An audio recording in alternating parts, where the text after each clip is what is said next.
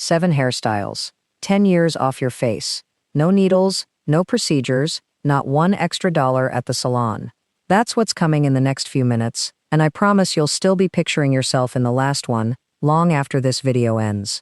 But first, one question. Have you ever caught your reflection in a shop window and not recognized the hair framing your face, like it belonged to someone else? Someone older, someone who stopped trying a while back. That's not age doing that to you. That's a haircut doing that to you. And it happens so gradually, you probably never noticed the exact moment it started. There's a 30-second test near the end of this video that tells you, right now, whether yours is guilty. Stay for it. If you're new, welcome. This is Ageless Confidence, made for women who refuse to disappear at 60. Every week we cover the cuts, the colors, and the small style choices that make the biggest difference in how you're seen and how you feel. Tell me one thing before we start. How long has it actually been since you changed your cut? Not trimmed it, changed it. Drop the real number below. I genuinely want to see it. Here's the part almost nobody says out loud in the salon chair. As your face softens through the cheeks and jaw with age, a round, stiff, overlayered cut doesn't fight that softness. It copies it. No line anywhere for the eye to land on. So the whole face reads heavier and more tired than it actually is. It's the visual difference between a photo with a strong focal point and one where everything just blurs together into the same flat shape. And once you start noticing it, you'll see it on almost every easy, low-maintenance cut you pass on the street. And here's the twist. The part that surprised me the first time I really understood it. It's rarely a hair problem. It's almost never truly an aging problem. 9 times out of 10, it's a shape problem. Fixable in under an hour, with the exact hair sitting on your head right now. 2 women can have identical hair, same color, same thickness, same length, and one will look a full decade younger simply because of where the weight of the cut sits on the head. That's not skincare. That's not lighting. That's geometry. And geometry doesn't care how old you are. Think about it. We choose the right blazer. We find the lipstick that makes us stand a little taller walking into a room. Then a lot of us let our hair say something completely different about us. And nobody decided that on purpose. Not once. It happens one, just give me the usual, appointment at a time, until the shape that used to work for your face quietly stops working, and nobody in that chair ever mentions it to you. Not today. Least dramatic to most life-changing. Starting now. Number 7. The voluminous crown crop. If your hair has started sitting flatter at the crown than it used to, this is often the very first fix people reach for, and there's a real reason it works so well. Sides and back stay close and tapered, but the top is cut with internal texture built to stand on its own, instead of lying flat against the scalp. Rounder faces especially benefit. That added height creates visual length exactly where you need it, and the result reads as modern and quietly confident, without ever tipping into severe. Here's the truth about confidence that you need to accept. Gray and silver hair actually grips this cut better than color-treated hair does, so it often looks fuller and more textured on natural gray, not less. If you've been quietly worried that going gray limits your options, this is proof of the opposite. In some ways, it opens doors that color-treated hair simply can't. A dime of texture paste worked through damp hair, one upward scrunch at the crown, and you're done in under 2 minutes. No round brush, no blow-dry marathon, no fighting your own hair before you've had coffee. Number 6. Side-swept, textured waves. Here's a myth worth killing right now. That thinning hair means you're stuck with flat hair for good. Shoulder length, soft broken layers instead of one heavy blunt mass, and a skilled stylist can position those layers directly over your thinnest spots to fake density using the cut alone. No product required, no clever parting trick. Longer or angular faces soften beautifully here too, since the movement balances out any sharper lines through the jaw. One detail almost nobody tells you. Start your curling wand 2 inches down from the root, not right at the scalp. That single inch of restraint is the entire difference between hair that looks salon fresh and hair that looks like you tried too hard. You've made it through 2 cuts already, and if either one surprised you, that's exactly why this channel exists. Subscribe. because there's a new one of these breakdowns every week, and the next one might be the cut that changes your whole look. Number 5. The long layered shag with curtain bangs. Round shapes emphasize sagging. This one does the opposite, because it's built entirely from diagonal, broken pieces that keep the eye moving across your face instead of settling on any one heavy area. Curtain bangs parted center and swept to each side soften the forehead, quietly cover any lines you're self-conscious about, and pull every bit of attention straight to your eyes and cheekbones, exactly where you want it. It's forgiving on fine or thinning hair, too, since the broken layers fake texture and thickness without needing any real added density, which is exactly why it's one of the most requested cuts I hear about. One warning worth remembering: if your stylist reaches for regular shears and starts cutting one even line around the whole head, stop them. That's not a shag anymore. That's the exact cut we're trying to avoid, just wearing more layers. Number 4. The modern lob. Chin to collarbone, and the entire difference between current and dated happens somewhere you can't even see. A clean, blunt outer line, with the internal weight thinned invisibly from beneath it, not chunky layers scattered across the top. Get that wrong, and a lob ends up looking exactly as flat and lifeless as anything we've warned you about tonight. Get it right, and that blunt edge catches light along one continuous line, which makes even thinning hair read as thicker and glossier than it actually is. Almost like a filter applied directly to your real hair. One side tucked back to show off your earrings, the other swept forward for softness, sleek and polished for dinner, loosely tousled for a Saturday errand. The exact same cut underneath both looks. Very few haircuts give you that much range from a single shape, and it's one of the more universally flattering options on this entire list.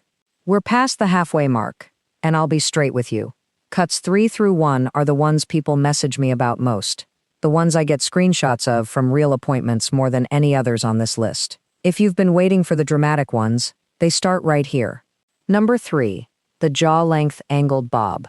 Slightly longer in front than in back, and that one small angle does something a straight, even bob physically cannot do.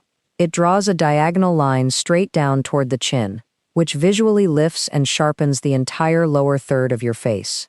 If you're noticing any softening along the jawline, this cut becomes a kind of built-in contour, doing quietly with a pair of scissors what other approaches charge a lot more money for.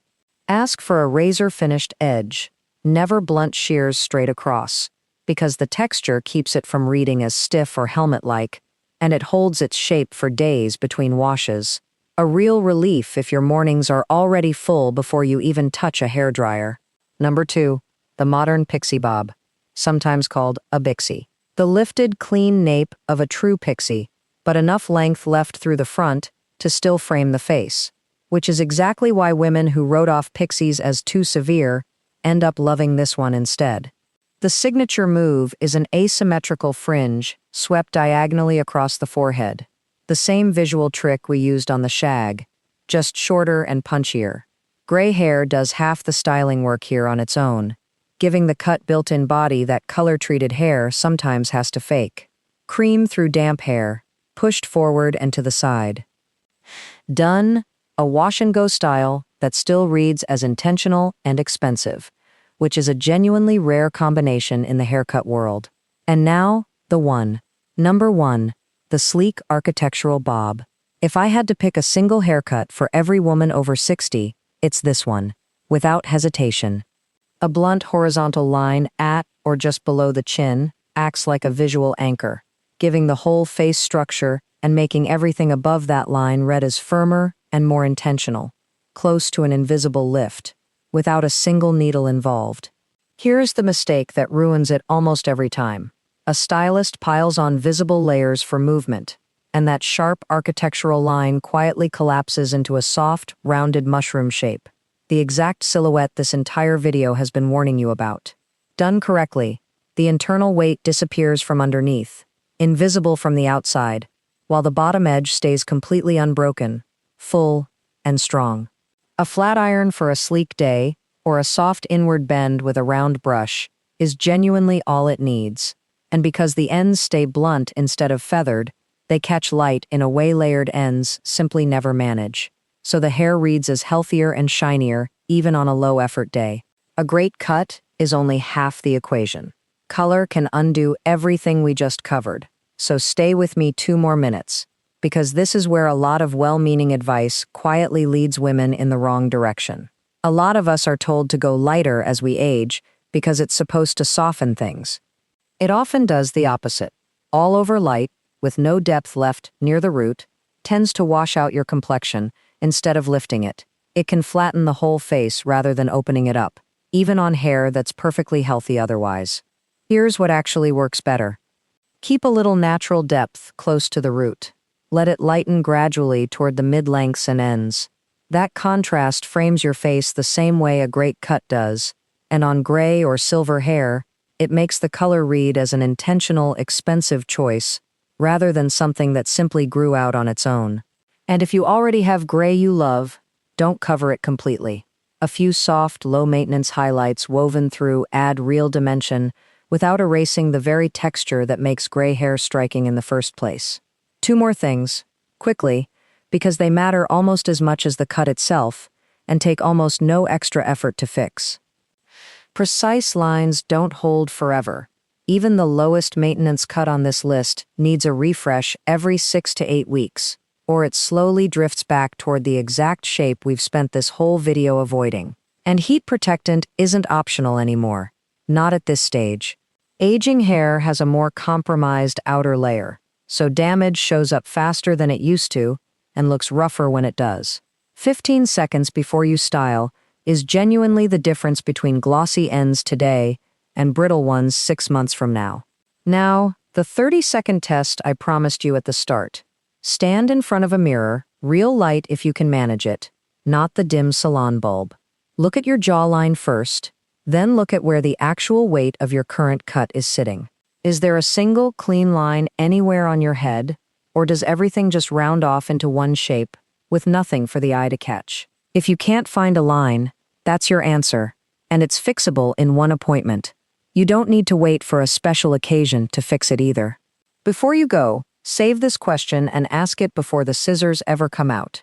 At your very next appointment, where exactly are you planning to build lift in this cut, and how will you keep it from falling round at the bottom? A specific, confident answer means they understand shape and balance, not just how to trim length. And it tells you they've actually been listening to you. A vague answer about just cleaning it up tells you everything you need to know before a single cut is made. And it's worth walking out and finding someone else, if that's the answer you get back. If one of these 7 made you sit up a little straighter, that's exactly why I made this video. Tell me in the comments which cut feels most like you, or which one you're already planning to bring to your next appointment. I read every single one, and I genuinely love seeing which pick resonates with each of you. If this helped, send it to a friend who's been stuck in the same cut for years and needs to see this too. And if even one detail here was useful, tap that like button, because it genuinely helps more women over 60 find this channel, instead of drifting through another 5 years of, just give me the usual. You've spent years putting everyone else first, showing up for everyone else, taking care of everyone else, and putting your own reflection somewhere near the bottom of the list. This is a small thing that isn't small at all. The right cut changes how you stand in a room, how you show up in photographs, and how you feel the next time you catch your reflection in a window and actually recognize the woman looking back at you. Next week, we're covering the 3 hair colors that quietly add 10 years to your face, and the ones that take them right back off. So make sure you're subscribed and here for that one too. Until then, take care of yourself the way you'd take care of someone you love, because after everything you've given to everyone else, you've more than earned exactly that.